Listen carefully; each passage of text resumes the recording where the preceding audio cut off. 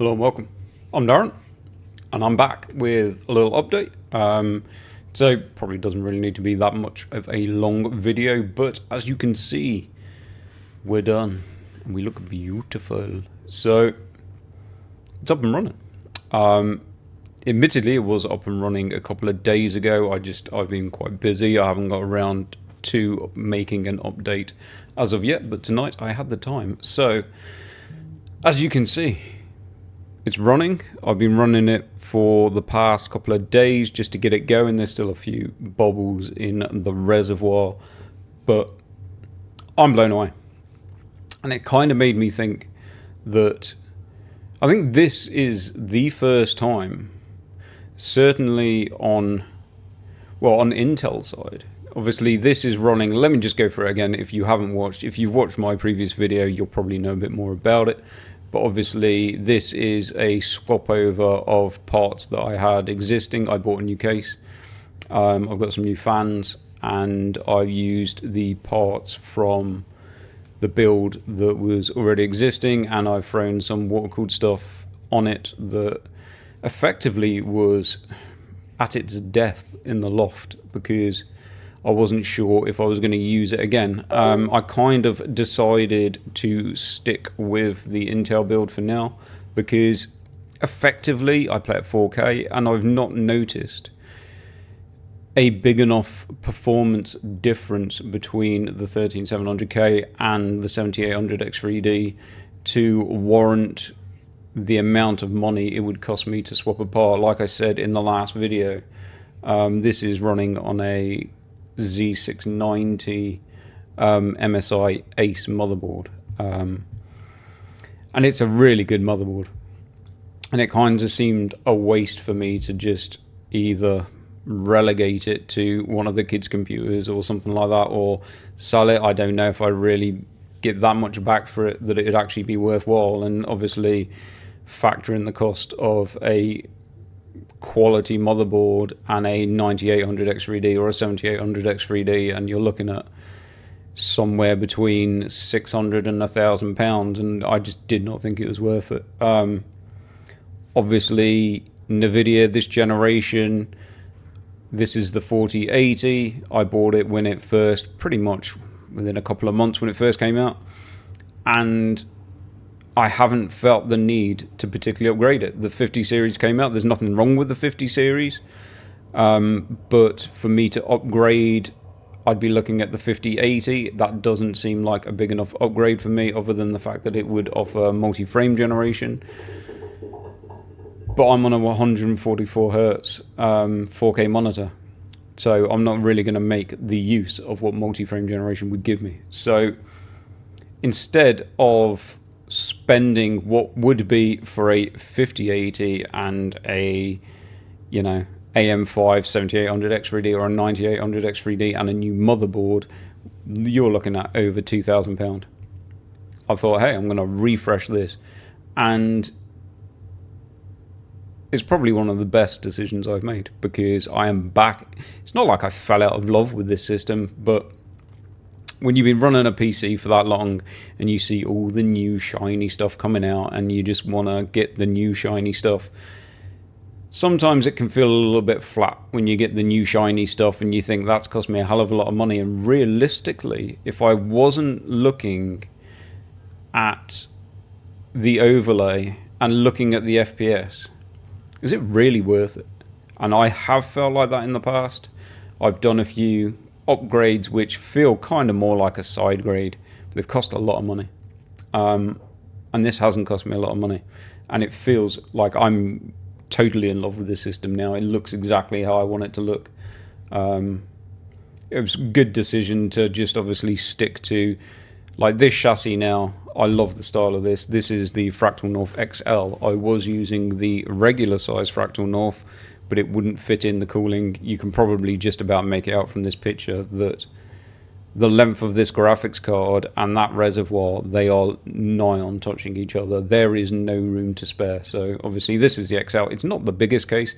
It doesn't normally sit this far forward on my desk. I've pulled it forward a bit so we could see it, so we could get it in view. But yeah, it's running. There is no meaningful upgrade here other than it is absolutely silent. So you can tell that I've got my mic. I don't know if the mic will pick it up or how much it will pick it up or perceive it. The glass is obviously off so that it's not just a reflective mess. And this is as loud as it gets because I have set all of the fans at a static. So I'm running Noctua, I can never remember the number of them, but the 120, NFA 120s, I think it might be. So the good 120s with the high static pressure, obviously they are on a 360 rad. I've got the Noctua, kind of the Chromax 140s at the front, and they're silent. So those, I think that I've got those running on about 800 RPM, it's just static. Rad fans I've got running at about 1100 RPM, just static. And this GPU is pretty much when it's at full blast. I do have it. I run it on the silent BIOS. There's a double BIOS on it. It has a performance BIOS and a silent BIOS. Performance is good enough for me on the silent BIOS. It does allow the GPU to run up to around about 67 degrees. So GPU temperatures are the same in this case as they've been in other cases, which is fine. It runs up to about 67 degrees. That's what the silent BIOS does. Obviously, if you have on the performance BIOS, it will knock the fans in a little bit heavier, so it will be a little bit noisier and it will cool it down a bit more. But I quite like it. 67, I think it runs the fans, the GPU fans, at around about 40%, below 1000 RPM. And they are super silent, and obviously these fans are here. So as far as it goes, my upgrade is pure silence, and I love it. But as far as in terms of performance, there's probably it might benchmark a little bit. I mean, I've been playing, I'll admit it, I've been playing Warzone a little bit in the last couple of nights. Warzone back to Verdansk, I'm enjoying it. I'm ashamed to say, but I'm actually really enjoying. So I've been running Warzone, and that hits the CPU a little bit. And I think it pretty much sits at around about 60 degrees. You'll see it spike above that every now and then, but it pretty much runs at around about 60 degrees with those fans on that rad in this setup, which is really good for a 13700K, because obviously doing that is pulling, over 100 watts. Obviously, Intel, they like to pull some juice compared to the AMD counterparts, but it's funny that it kind of sits cooler whilst pulling quite a lot more power, whereas the 7800X 3D tends to actually run a little bit warmer than that whilst only pulling about 50 watts. So, yeah, that's it. Obviously, like I went through in the last video, EK Velocity 2, I believe it is, CPU water block. I might change the RAM. At the moment I've just got 2 G-Skill 6000, so it is, for an Intel system, 6000 is quite low now. I bought those when DDR5 actually first came out, so I might upgrade those. The other thing is, in the XL model, it does actually have a full vented PSU shroud, so I did, just for the hell of it, put in a slim Noctua 120 fan, which is blowing some cool air up at the GPU. Whether that actually does anything, I don't know, but I had the fan sitting around and there was a place to put it, so I thought, hey, why not? There's no fan exhausting on the rear. I can't get that in the picture because I'd be pulling it off the desk, but I'm really, really, really happy. It has given me a lot of new chassis. Well, I say it's new chassis, it doesn't look that far off the other one because the other one was the same chassis but a smaller one. Admittedly, the other chassis that I was using did have the vented side panel. This one I've gone with a glass side panel. As far as RGB, I could probably just turn it off. I've got no RGB on the fans or anything like that. There's no RGB on the motherboard, apart from it does have a code light which actually runs as a CPU temperature, which does shine quite bright white. RGB on the CPU block I can turn off. On the actual GPU, I'm not sure. I've been in the MSI software and I don't think I can actually turn the RGB off on the GPU. I can turn it down so it is hardly visible, but I've just set up. Might not show in this, but it's just like a little amber colour. Looks quite nice. Obviously, it's kind of a bit of an old-fashioned looking case, so really good. Really happy with it, and it kind of makes me think maybe this is something I'll look at doing in the future. As in, there's always a tendency to buy the new shiny. I want this, I want, and I've never really thought that much about just kind of revamping what I've already got, and it's good. Maybe it's a thing to do. Maybe it's a thing to think about to get you through that kind of that next generation. Because I mean, realistically, if you're high end already in the generation you're at, when the next generation comes along, you're still going to be in a good place, and you can probably skip yourself a generation. And I think actually doing something like this, where you've just decided to revamp it, you know, new cases come out all the time, and new fans come out, you know, and you're not going to be on side with this if you are someone that has a real value on that performance per dollar mindset. I'm not a performance per dollar mindset person. I decide what I want. When I bought the 4080, I looked at what the performance was. I looked at obviously what the 4070, the 4070 Ti at the time, the 4080, the 4090. I decided that the performance that I would be happy with, what I wanted to go for, was the 4080. If I cared about the performance per dollar, then I'd have like a pallet GPU or something like that in here. If I cared about the performance per dollar, as you can see, I paid at least £200 more than what I could have just to get this exact model, which realistically, in terms of performance, would be hardly anything. You're talking like maybe 2 or 3 FPS. As far as quietness goes, it's a lot quieter, and as far as looks goes, to me, this is still one of the nicest looking GPUs. So as far as I'm not a performance per dollar person. I don't buy the kind of the cheap fans that are really good for their price. I buy the expensive fans that don't justify the price, but I like them, and that's why I buy them. So that's why I don't give buying advice on this channel, because I don't think people would appreciate my buying advice. It's definitely not performance per dollar.